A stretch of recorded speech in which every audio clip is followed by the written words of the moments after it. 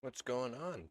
So, this video is morely just an excuse to get a video out. I was basically got bored and I had a keyboard that needed to be built or finished putting back together after cleaning.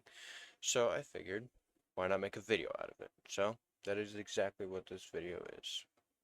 Me putting a keyboard, well, my old keyboard back together. Hope y'all enjoy.